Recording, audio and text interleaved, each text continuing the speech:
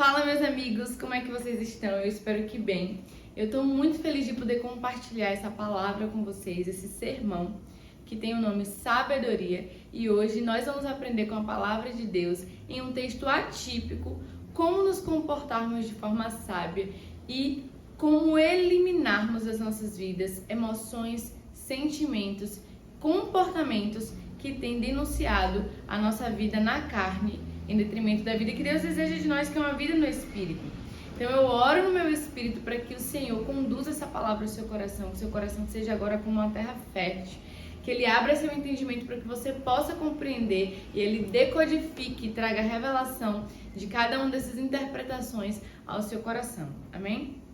Eu quero que você acompanhe comigo aí na sua Bíblia, no segundo livro de Samuel, no Antigo Testamento, o capítulo 20, que fala sobre a revolta de Seba contra Davi. Eu vou ler alguns versículos e eu quero que você acompanhe comigo, tá bom? Vamos lá. E ocorreu, versículo 1, de haver ali um homem de Belial, cujo nome era Seba, o filho de Bicri, um benjamita, e ele soprou uma trombeta e disse: não temos parte alguma com Davi, tampouco temos herança no filho de Jessé. Cada homem para sua tenda, ó Israel.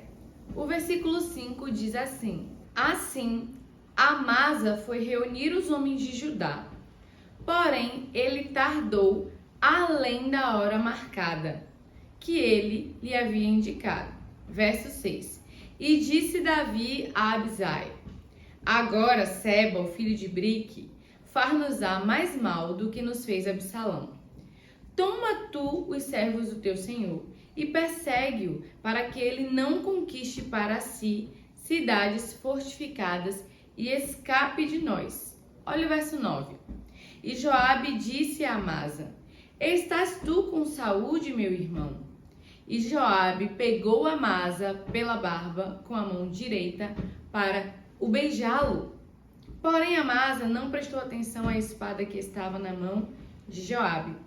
Assim ele o feriu com ela na quinta costela e derramou as suas entranhas no chão e não voltou a atingi-lo.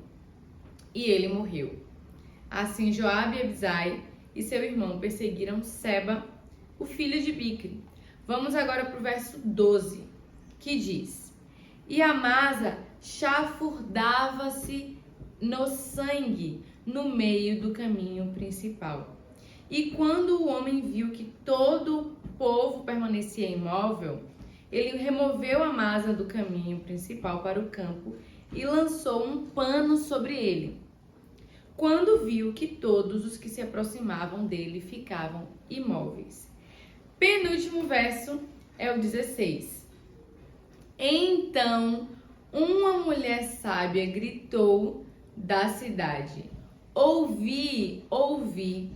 Dizei, rogo-vos a Joabe: venha aqui mais perto, para que eu possa falar contigo. E o último versículo está lá no 22, que diz assim: então a mulher foi a todo o povo em sua sabedoria, e eles cortaram a cabeça de Seba, o filho de Bicri, e a lançaram para Joabe. E ele soprou uma trombeta, e eles se retiraram da cidade, cada homem para a sua tenda, e Joabe retornou a Jerusalém para o rei. Talvez você diga: eu nunca vi esse texto e eu não entendi nada do que você leu. Então eu vou te explicar. Primeiro vamos começar contextualizando. Para quem não conhece, o livro de Samuel é dividido em dois.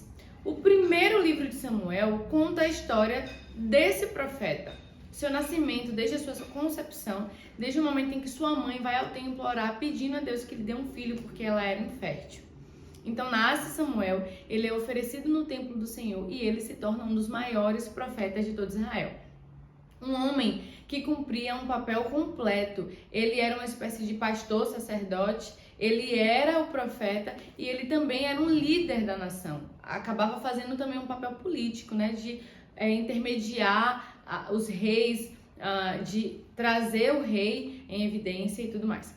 Bom, então no primeiro livro de Samuel, a gente tem também um momento em que o povo de Deus faz um pedido. Nós queremos ter um rei, nós queremos ter um líder político, um líder de guerra, um líder militar. E então o Senhor manda Samuel ungir a Saul. Nesse mesmo livro, Saul é rejeitado por Deus por sua desobediência, seu comportamento imaturo, invejoso. E então Deus unge Davi através do profeta Samuel. Mas é só no segundo livro que Davi efetivamente é coroado rei de todo Israel. E então começa a sua história a ser exposta de forma mais detalhada. É nesse livro também que a gente se depara com a realidade de sua humanidade pecadora. E Davi comete seu primeiro pecado evidente, né? Com Betseba e a morte de seu esposo Urias. Daí pra frente, a gente vê as consequências do pecado de Davi. E esse capítulo 20 que a gente acabou de ler é um dos momentos que eu percebo o destrinchar, o revelar das consequências do pecado de Davi. Aqui nesse capítulo existe uma revolta contra a liderança de Davi, a revolta de Seba. E literalmente esse homem se levantou para acabar com aquilo que Davi estava projetando fazer, para influenciar as pessoas a se revoltarem contra Davi. Ele fala, né? Cada um volta para sua tenda, ó Israel. Ele toca uma trombeta, ele faz um chamamento, um alarde para que as pessoas se voltassem contra Davi a favor dele. E então ele levanta ali uma rebelião contra o rei, contra a liderança de Davi, que apesar de ter sido pecador e de ter falhado, era um homem segundo o coração de Deus e trazia sim o governo dentro das perspectivas daquilo que Deus queria, porque Deus fala em muitos textos sobre outros reis que não foram como Davi. Ele fala assim, esse rei não foi como Davi, não fez o que Deus quis. Então, apesar do pecado de Davi, Davi era um homem que fazia a vontade de Deus. Ele era um rei que agradava a Deus. Esse é o contexto das coisas que estão acontecendo dentro dessa perspectiva do texto que a gente acabou de ler. Então, nesse momento, já quase que final da vida de Davi, ele está enfrentando revoltas e momentos difíceis, se levanta mais um, chamado Seba, para fazer essa rebelião contra ele. E agora a gente vai para a aplicação do texto, versículo por versículo, dos quais a gente já leu, para que a gente possa juntos ouvir a voz de Deus, porque ele tem tesouros escondidos que ele deseja revelar para os nossos corações através dessa palavra, tá bom? Então vamos lá para o versículo 1. E ocorreu de haver ali um homem de Belial. Primeira coisa que me chama a atenção nesse texto é essa característica de acordo com a Bíblia King James de 1611. Homem de Belial. Na versão NVI, a palavra utilizada é desordeiro. Desordem, bagunça. Um homem que serve ao mal, um homem que faz a vontade do diabo. Veja, eu quero que a gente faça uma substituição desse personagem. Quero que você pense em Seba como descoordenação emocional ou descontrole emocional. A partir de agora, esse texto para nós vai falar sobre as nossas emoções. Seba é descontrole. Seba é desgoverno. Seba significa para mim e para você emoções desequilibradas. Será que isso acontece na sua vida? Isso já aconteceu na minha vida. E essa palavra, ela trouxe uma revelação para o meu coração do quanto que o diabo, o reino das trevas, ama pessoas descontroladas. Veja, homem de Belial. O fruto do desgoverno é algo que agrada ao maligno. O maligno ama pessoas desgovernadas, pessoas que não têm domínio próprio, que é um fruto do Espírito. Então, logo, eu entendo que se o fruto do Espírito é domínio próprio, o fruto do maligno é desgoverno, é desequilíbrio, é desordem. São emoções totalmente sem freios, pessoas que vivem de forma desorientada, sem rédeas em suas emoções. Então, Seba pra gente vai significar aqui na aplicação desse texto descontrole emocional, combinado? E o texto continua dizendo que esse homem de Belial era um benjamita, era um homem que pertencia à tribo de Benjamim. Note que a tribo de Benjamim ela é uma classificação, um grupo de pessoas, uma comunidade que vem de uma etimologia, né? Benjamim, esse nome faz menção a um dos filhos de Jacó, que era o filho mais novo, filho da sua velhice. E a gente pode também utilizar como um significado simbólico esse nome, um benjamita, fazendo referência também a uma característica do desgoverno, que é a imaturidade. Não necessariamente ser imaturo é uma coisa ruim em si, porque fala de fases da vida. Existem fases da vida, como na infância, por exemplo, que a gente tem comportamentos imaturos. E quando você vê uma criança tendo um comportamento imaturo, você não qualifica ela como filha do diabo. Você não qualifica ela como uma pessoa desgovernada, descontrolada, porque você entende que aquele comportamento está adequado para aquela fase. A fase onde a criança ainda não tem maturidade emocional, ela ainda não tem preocupações, ela ainda não tem vivências, experiências, ela não tem nível de intelectualidade, de conhecimento suficiente para que ela tenha um comportamento mais adequado. Ou melhor, o comportamento dela é adequado para a fase que ela está vivendo. Mas na medida que ela vai amadurecendo, que ela vai crescendo, que ela vai ficando mais inteligente, mais sábia, ela vai modificando o seu comportamento. Então esse homem Seba, ele é dessa tribo, Benjamim. E pra gente aqui é só um reforço dessa característica, né? O descontrole está associado, ele tem ligação com imaturidade. Só que para algumas fases da vida, isso não poderia mais estar presente. Isso cabe na vida de uma criança. Isso cabe na vida de um recém-convertido. Mas em outras fases das nossas vidas, o comportamento imaturo não faz mais parte daquilo que é esperado. Então, o texto continua dizendo que ele toca uma trombeta e ele diz: todos para sua casa, para suas casas. Nós não temos partes com o filho de Jessé. Nós não temos parte com Davi. Veja que uma pessoa desgovernada, uma pessoa que frutifica para o mal, uma pessoa imatura, ela está inebriada por pensamentos desgovernados que não estão associados à realidade. Eles eram irmãos de Davi. Davi era da tribo de Judá e eles eram da tribo de Benjamim. Como que ele pode fazer essa afirmação? Nós não temos parte com a tribo de Davi, com a tribo de Jessé. E Deus está falando conosco através dessa palavra. Quando nós somos governados por nossas emoções adoecidas, por nossas emoções desgovernadas, inflamadas, nós fazemos falas irreais. Nós abrimos a nossa boca para falar coisas que não estão adequadas com a realidade. Para falar, para emitir sons, para trazer frases que não são verdadeiras na sua essência. Nós fazemos máximas, sentenças que não são justas e que não são verdadeiras. E nós precisamos ter esse cuidado. Não podemos falar, não podemos liderar, não podemos motivar pessoas, não podemos fazer chamamentos importantes na vida das pessoas quando nossa vida está desgovernada, quando nós não somos maduros, não temos equilíbrio emocional e estamos vivendo ainda debaixo desse desgoverno. Não podemos falar. A Bíblia diz: muitos de vós não sejam mestres. Nós não devemos ser mestres, não devemos ensinar se nós somos pessoas ainda imaturas e sem equilíbrio emocional. E a Bíblia segue dizendo no texto seguinte que as pessoas então fizeram aquilo que ele falou, abandonaram Davi, a maior parte do povo, e seguiram a Seba. Apenas os homens da tribo de Judá ficaram com Davi. Então Davi, sabendo da notícia, tomou uma decisão. Ele deu uma ordem. Ele chamou um servo de nome Amasa e disse: por favor, reúna todos os homens de guerra, né, os homens de Judá, que foram os que ficaram, e tragam-me aqui em 3 dias. E a gente vai para o versículo 5, que diz que Amasa foi reunir os homens de Judá, porém ele tardou mais do que deveria.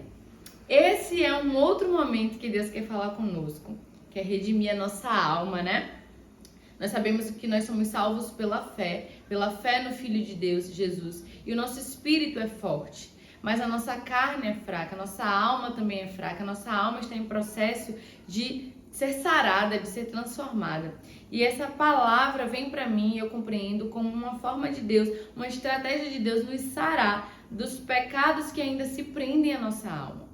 Um deles está lá em cima, que é o descontrole emocional. E o segundo vai aparecer aqui com outro nome. Do ponto de vista literal, o texto fala de um personagem real chamado Amasa, um homem que demorou mais do que deveria para obedecer a ordem do rei. Mas para as nossas vidas hoje, no tempo da graça, e eu creio que através de uma revelação profética, Deus está falando, Amasa significa para mim e para você procrastinação, lerdeza, tardar as coisas que precisam ser feitas, desatenção. Eu creio que o Senhor está chamando a nossa atenção nesse tempo para nos mostrar que esse comportamento não corresponde à vontade dele.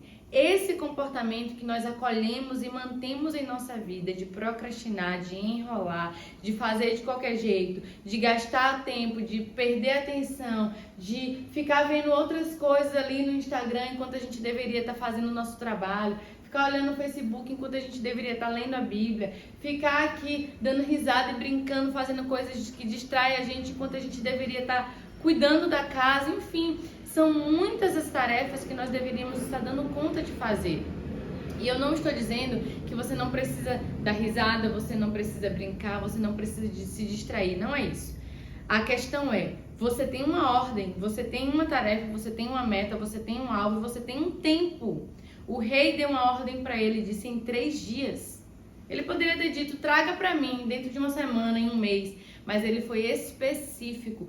Quantas vezes o Senhor tem nos falado de coisas, quantas vezes a gente tem responsabilidades, que a gente tem tempo para entregar, que a gente tem um horário específico para finalizar e a gente fica enrolando, fazendo as coisas de qualquer jeito, deixando para depois, empurrando, deixando debaixo do tapete e a gente não percebe que esse é um comportamento que desagrada a Deus.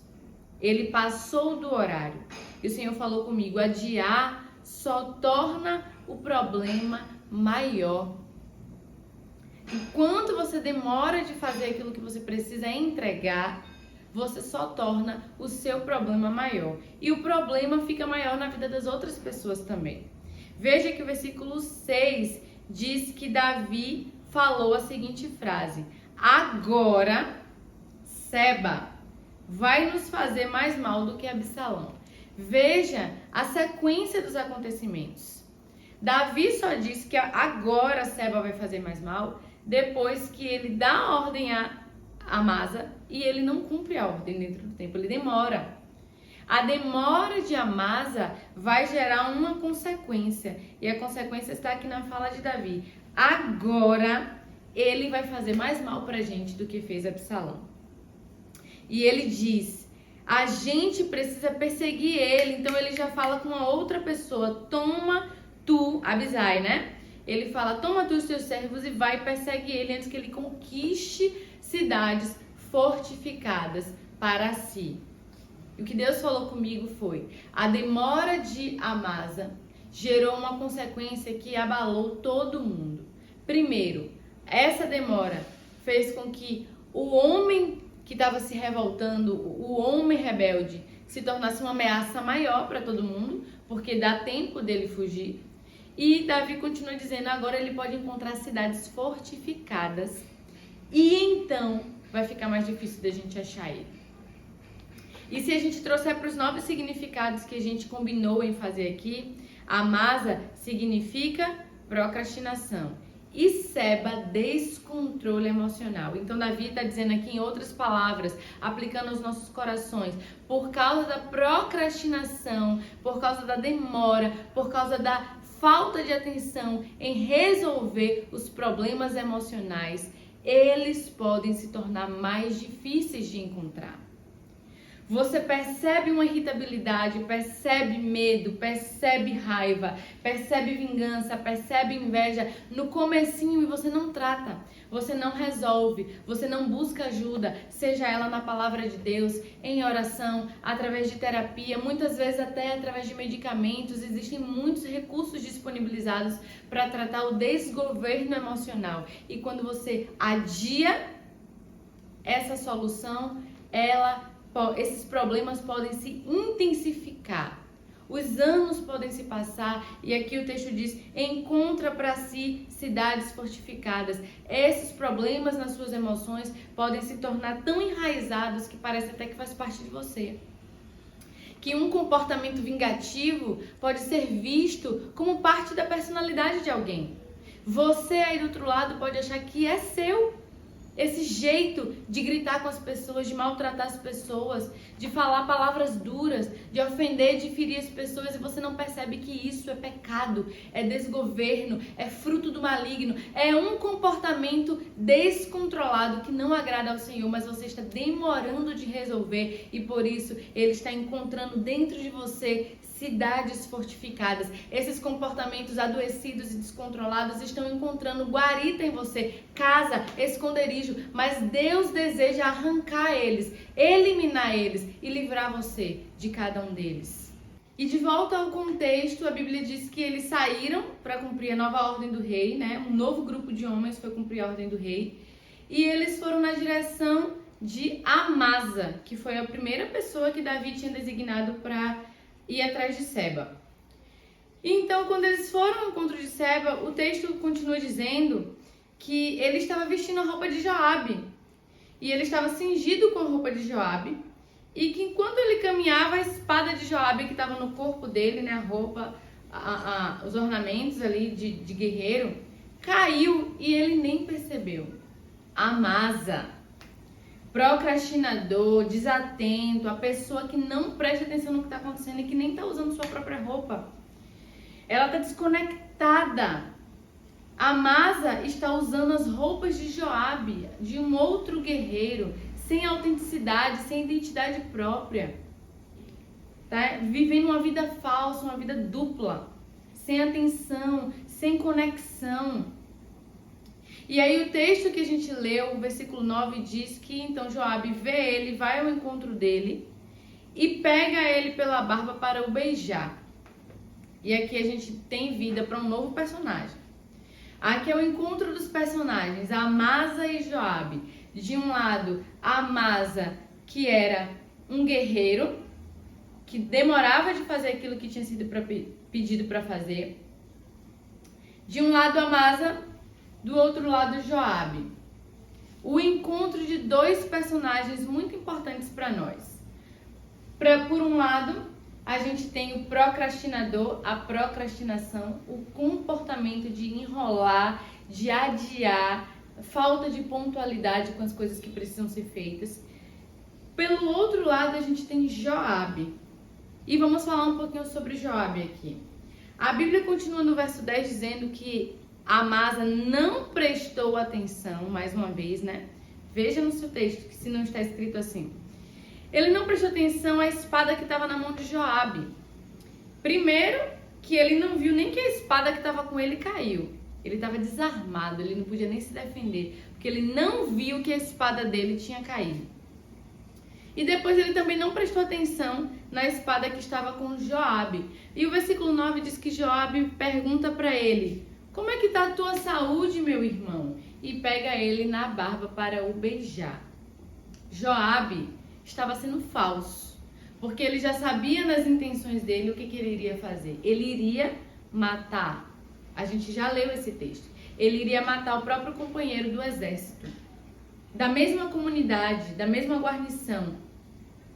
Mas aí ele pergunta como é que está a saúde e pega ele para beijar. Faz cumprimentos de quem é amigo, mas a intenção e a atitude é de inimigo.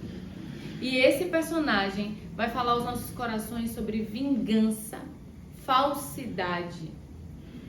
Joabe pra gente significa comportamentos, sentimentos, pecados relacionados a isso que acabamos de ver. Falsidade, vingança, assassinato. Pessoas, nós muitas vezes abrigamos em nossas vidas esses comportamentos. Nós tratamos as pessoas de forma falsa, não somos verdadeiros com elas. Nós somos vingativos, matamos as pessoas que estão no nosso convívio, nem sempre pela espada, muitas vezes pela palavra. E a palavra, diga-se de passagem, pode ser aquilo que sai da nossa boca ou a própria palavra de Deus. Quantos de nós, cristãos, estamos matando as pessoas à torta e à direita usando versículos bíblicos e textos mal aplicados? Nós usamos a espada de Deus para matar pessoas. E não foi para isso que o Senhor nos chamou. E Deus falou assim para mim: não seja Joabe na vida de ninguém. E Ele está falando isso para você hoje. Deus não te chamou para matar pessoas. Nós não vivemos mais na lei. Nós não fomos capazes de cumprir a lei. Se pela espada você matar, por ela você vai morrer. Se você utilizar a Bíblia para matar as pessoas pela lei, é por ela que você vai morrer. Jesus veio como solução de Deus para cumprir a lei, por isso ele morreu, e para trazer um novo caminho, para nos apontar uma nova forma de viver, e não mais para usar a Bíblia, a espada de Deus, para matar as pessoas, mas para trazer vida. E se você vai usar essa espada para matar, que seja para matar você. Não do ponto de vista literal, mas para matar no sentido de morrer, de se entregar, de se sacrificar para que o outro tenha vida. Essa é a proposta da cruz, essa é a proposta de Jesus. Deus não te chamou para matar as pessoas. Pare de usar a espada, que é a palavra de Deus, para ferir o outro. Então, é isso que está acontecendo aqui. O encontro de dois irmãos, de dois parceiros, que está cheio de falsidade, vingança, morte. E então a Bíblia diz que ele apunhalou Amasa e não precisou nem atingi-lo mais uma vez, ele foi certeiro. Joabe é muito bom no que faz, cheio de energia, né? A vingança, a raiva, a falsidade vibra, é intensa e muitas vezes ela domina a nossa vida. E a gente usa tanto fervor para fazer essas coisas. E ele, muito bom no que fez, matou o amigo, derramou suas entranhas na terra e ele morreu. E então nós caminhamos para uma das etapas finais, que diz no verso 12, que Amasa chafurdava-se no sangue. Ele já estava morto, mas ele estava mergulhado no próprio sangue, no meio do caminho principal. Veja, esse impedimento fez com que alguém tomasse uma atitude, pegar o corpo e tirar do lugar. O que estava acontecendo aqui era o seguinte: quando os homens queriam passar, eles olhavam para aquela cena triste, um irmão, um parceiro de guerra, morto de forma drástica, ensanguentado no meio do caminho. Os homens não conseguiam avançar. E eu quero trazer duas palavras através dessa situação, dessa circunstância. Uma, mesmo depois de morto, aquilo que a gente faz de forma tardia tem o poder de atrapalhar a vida dos outros. Não pense que você vive sozinho no mundo. E eu também não posso pensar isso. As relações, elas caminham de acordo com os comportamentos das pessoas presentes nas relações. Um homem morto, mas o seu comportamento interferia na vida daqueles que estavam cumprindo uma missão. Na sua casa, no seu relacionamento, no seu trabalho, o seu comportamento vai trazer influências. E a outra coisa que eu quero compartilhar com vocês é que foi necessário que um homem tomasse a decisão de tirar aquele corpo de morte, aquele corpo morto, aquele comportamento negativo, aquele comportamento de retardar as coisas, aquele comportamento de fazer de qualquer jeito, precisava ser removido. E eu creio que Deus está nos falando, esse homem é o Espírito Santo. Esse homem nas nossas vidas é representado pela pessoa do Espírito Santo, que é aquele que convence o homem do pecado. Somente quando esse Espírito, o Espírito de Deus, tiver acesso às suas emoções, aos seus comportamentos, à sua vida, e você se permitir ser transformado pelo Senhor, então esse corpo morto será tirado da sua vida e as coisas vão começar a fluir. É necessário que o Espírito Santo remova das nossas vidas esse corpo morto de atrasos, de procrastinação, de retardar as coisas que Deus deseja fazer e cumprir nas nossas vidas, para que as coisas comecem a fluir e a gente caminhe para o alvo. Veja, o objetivo do texto, a missão do texto é capturar Seba. Seba é o alvo principal desse texto, que pra gente é o descontrole emocional. Mas ainda assim, para que o descontrole emocional seja removido das nossas vidas, a gente também precisa que a procrastinação saia. Porque se a gente fica enrolando, como é que a gente resolve o primeiro problema? Se a gente fica demorando em ler a Bíblia, em viver uma vida em Deus, no Espírito, em orar, em fazer o que precisa ser feito, mesmo que você não esteja com vontade, porque fazer o que precisa ser feito fala de razão. E a vida humana precisa ser guiada pela razão. A vida do cristão, especialmente, a Bíblia diz que nós oferecemos a Ele nossos corpos como sacrifício vivo e o nosso culto é racional. Então não é sobre o que você sente.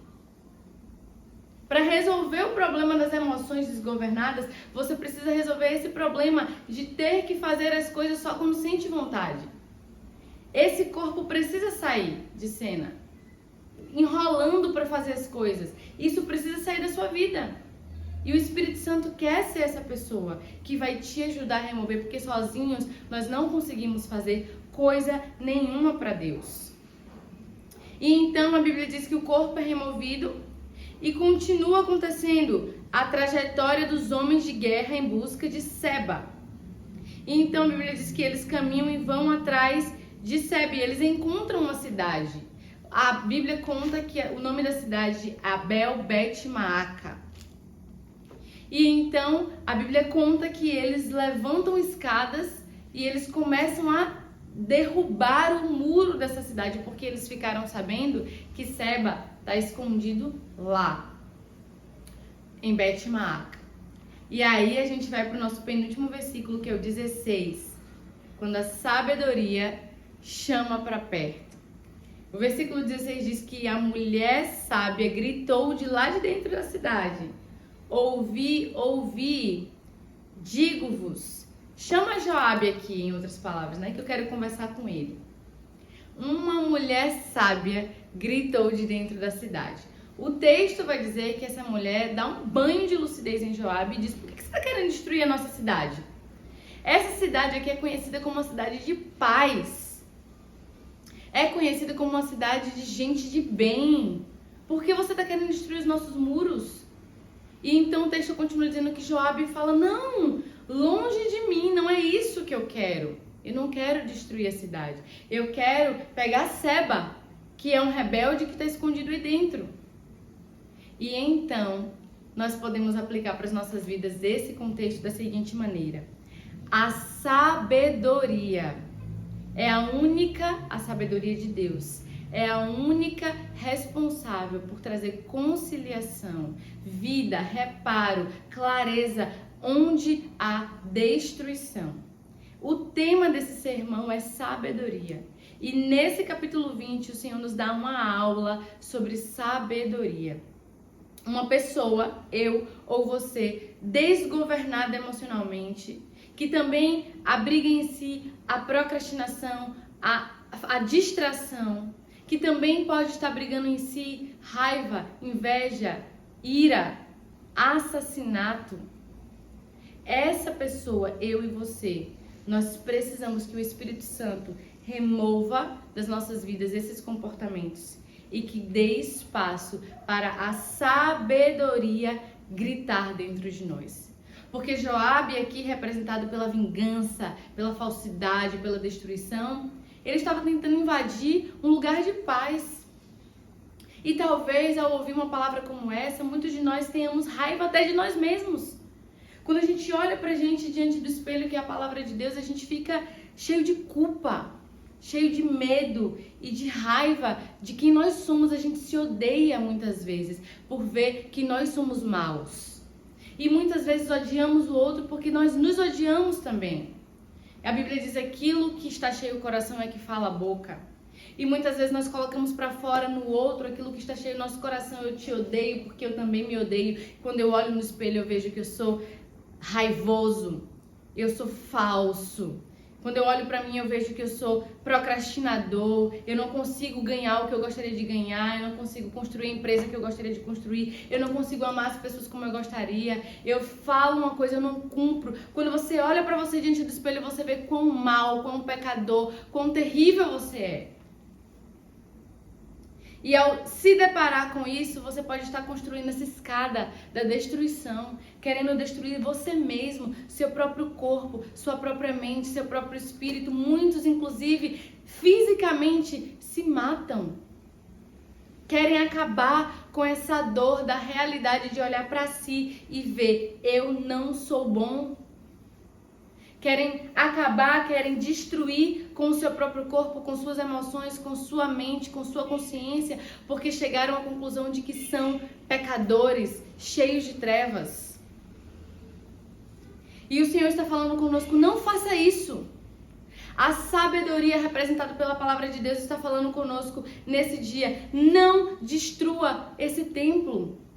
Não destrua aquilo que Deus te deu, não destrua seu corpo, não destrua sua mente, não destrua seu espírito, não destrua pessoas, não destrua cidades, não destrua.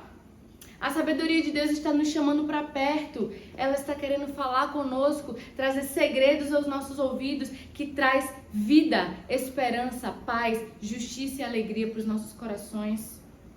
Não é porque Deus está nos revelando quão mal nós somos e não é porque Deus está nos fazendo enxergar que nós temos esses pecados em nós que precisam ser tirados, removidos, que nós vamos nos destruir por causa disso. Você entende que Deus está falando com você? Não é sua responsabilidade se limpar, é a do Espírito Santo, é Ele que vai tirar esse corpo de morte. Então não levante escadas para destruir essa cidade, essa pessoa que você é ou as pessoas ao seu redor.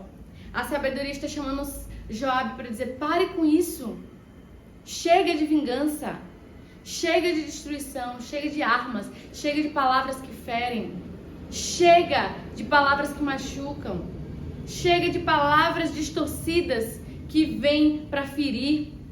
Chega. A sabedoria de Deus está nos fazendo um convite. Venha para perto, traga para perto de Deus e da sua palavra esses sentimentos que têm reinado na sua vida de vingança, de ódio, de irritabilidade, rancor, todos os sentimentos desgovernados, inebriados, muitas vezes pelo maligno, influenciados por vozes do inferno. O Senhor está chamando para perto. Ponha os seus ouvidos diante da boca de Deus, porque a sabedoria de Deus quer te instruir. E o texto continua dizendo que ela trouxe conciliação, ela trouxe solução. Essa mulher sábia, do versículo 16, é para nós a sabedoria de Deus, a própria palavra de Deus. Que traz conciliação, que traz paz, que traz lucidez, que traz um basta para comportamentos vingativos e violentos. Seja da nossa vida para com o outro ou de nós para nós mesmos. Então a Bíblia diz que Joabe se acalmou e explicou para ela o que estava acontecendo. Porque, veja, a vingança em si ela não é ruim. A Bíblia diz que a vingança pertence a Deus. Ela não é boa na sua mão. A vingança na nossa mão não é funcional. Na mão de Deus ele é justo, ele é perfeito, ele faz as coisas da forma certa. No tempo oportuno, se alguém te fez algo, se alguém te fez uma injustiça, se alguma coisa aconteceu na sua vida que não deveria ter acontecido, no tempo oportuno Deus trará a vingança para essa situação, a solução para essa situação. Mas a vingança não deve ser executada, liderada, usada por você, porque você não é justo. Eu não sou justa. Então a sabedoria trouxe lucidez, trouxe brandura para aquela situação e Joabe então explicou para ela o que estava acontecendo. E Deus está falando aqui pra gente, quando a gente tem sabedoria, quando a gente busca orientação na palavra de Deus, quando a gente respira fundo e não age por emoções desgovernadas, a gente tem melhores conversas com as pessoas, com a gente mesmo. As coisas ganham clareza. Quando nós somos dominados por nossa emoção, a gente faz coisas erradas, equivocadas. Veja, Joabe estava para destruir uma cidade de Israel, cheia de homens e mulheres de bem, pessoas pacíficas, famílias. Quando nós agimos dominados pela vingança, pela falsidade, pela inveja, por emoções adoecidas, nós tomamos atitudes das quais iremos nos arrepender. Atitudes que hoje vão gerar no nosso amanhã culpa, dor, lágrima. E o Senhor está te chamando para dizer: para com isso. Ouça a voz da sabedoria. Para de ser dominado por suas emoções. Você vai se arrepender disso. A sabedoria de Deus nos ajuda a ter conversas mais assertivas, palavras brandas, palavras ditas na hora certa, na hora apropriada. Quando a gente caminha pela sabedoria de Deus, a gente pensa, a gente respira, a gente se cala, a gente reflete, a gente pensa com jeito como falar as coisas. Então, para finalizar, o texto diz que Joabe diz para ela, explica para ela o que estava acontecendo e ela toma uma decisão. E a decisão dessa mulher está no versículo 22. Então, ela foi para o seu povo em sua sabedoria e eles cortaram a cabeça de Seba. Glória a Deus! A sabedoria, a mulher de Bet-Maaca, ela diz: não. Aqui na minha casa quem resolve os problemas sou eu. Joabe não vai entrar na minha casa. Quem vai resolver os problemas da minha casa, que está dentro da minha circunferência territorial, não é a vingança. Sim, é verdade que o descontrole está instalado, o descontrole está dentro da minha casa, o descontrole emocional está dentro do meu corpo, da minha mente, mas quem vai entrar para resolver isso não vai ser a vingança, não vai ser o destruidor, não vai ser a raiva, não vai ser a falsidade. Quem vai entrar para resolver vai ser a sabedoria de Deus. Eu declaro isso sobre a sua vida em nome de Jesus. Que vai entrar sabedoria de Deus para resolver os problemas da sua casa. E então a Bíblia diz que ela foi em sua sabedoria. Alguns textos, principalmente na NVI, diz que ela foi consultar o povo em sua sabedoria e eles decidiram cortar a cabeça de Seba. E a Bíblia nos diz que na multidão dos conselhos há sabedoria. Porque o Senhor está nos falando, pare de consultar muitas pessoas. Consultar a sabedoria não é sentar com 20 pessoas e perguntar: o que você acha disso, o que você acha? Não! Isso vai te deixar doido, cada pessoa vai ter uma opinião diferente. A sabedoria está na multidão dos conselhos da palavra de Deus. É aqui, consultando de Gênesis a Apocalipse, que você vai encontrar a sabedoria necessária para resolver os problemas. E especificamente, esse texto fala pra gente de descontrole emocional. Então é através de sabedoria que você vai resolver esse problema que está na sua vida, na sua casa, no seu casamento, nas suas relações, na sua igreja, onde você estiver inserido e tiver descontrole emocional. Não é com falsidade, não é com vingança, não é matando as pessoas, não é eliminando as pessoas da sua vida que você vai resolver isso, é com sabedoria. E o texto termina dizendo que ela cortou a cabeça de Seba e jogou pela janela. Isso significa pra gente cortar o mal pela raiz, tirar das nossas vidas. A sabedoria de Deus vai te ensinar a eliminar o desgoverno e o descontrole emocional. E a minha oração com fé nessa palavra que é poderosa, que é verdadeira, é para que o Senhor decodifique essa palavra no seu coração, que Ele traga clareza, que o Espírito Santo te mostre como executar essa palavra de forma prática. Reconheça hoje esses pecados, esse desgoverno, esse descontrole, onde você estiver, ore, coloque diante de Deus com fé, com fé. Diga: Senhor, eu reconheço que a minha vida tem sido governada por emoções adoecidas, por raiva, por vingança, por irritabilidade, por ódio, por vontade de matar as pessoas. E eu quero que o teu Espírito seja esse homem que remove esse corpo de morte da minha vida e que a sabedoria de Deus me traga entendimento, revelação, discernimento para que eu possa eliminar esse mal pela raiz e viver uma vida que glorifica o Senhor e viver uma vida de paz, de domínio, uma vida no Espírito. É isso que eu oro para que aconteça na minha vida, na sua vida, através dessa palavra, em nome de Jesus. Se essa palavra te abençoou, se essa palavra falou ao seu coração, compartilhe com alguém, mande para alguém, fale dessa palavra com alguém, mesmo que você não compartilhe, explique essa palavra para alguém, para que isso possa virar um movimento de Deus nas nossas vidas, de redenção da nossa alma, de governo de Deus, de vida no Espírito, de controle emocional, e que Deus te abençoe em nome de Jesus.